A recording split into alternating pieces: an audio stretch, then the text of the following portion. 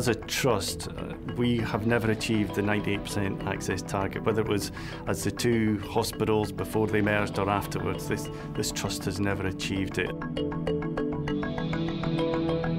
Backtiming is a technical term where the patients who have gone just over the 4 hours in waiting in the emergency department have their times taken below 4 hours. And there are a number of agreed and accepted circumstances in which it is entirely acceptable for patients to be back-timed. And this is a national set of criteria which are well understood and applied up and down the country. The issue here was that there were patients whose times were being adjusted which were not legitimate, which were not part of what the Department of Health guidance would allow. The circumstances of backtiming at the university hospital came to light because of a chance remark by a senior clinician to a manager.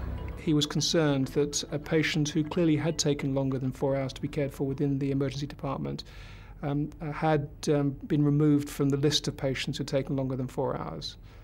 The senior manager to whom the consultant had spoken clearly understood the significance of this, and then within a short period of time this was brought to my attention.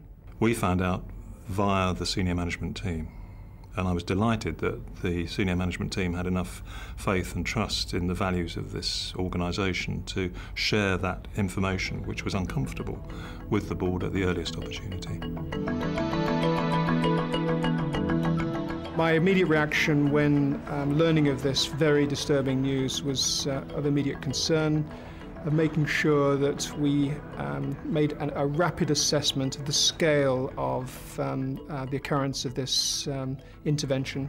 I was particularly disappointed that an organisation that valued openness, honesty, transparency, not breaking the rules, was suddenly faced with what appeared to be fiddling the figures. I was shocked and I was mortified, and I felt physically quite ill.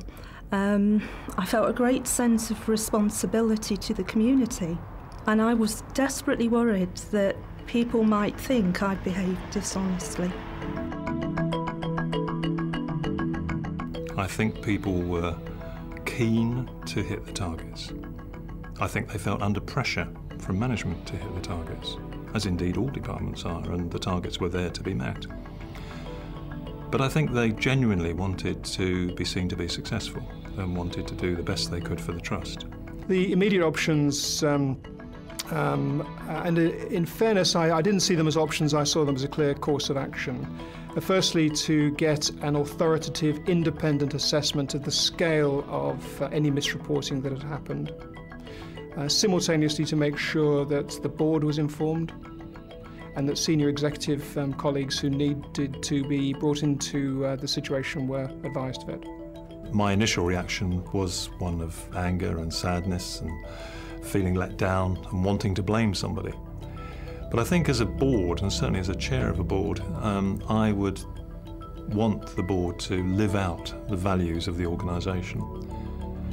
And the values of our organisation, transparency, openness, honesty, integrity, really don't lend themselves to going in with a hatchet and saying, well, somebody's head's got to roll for this, even though it was, we felt let down enough to feel that.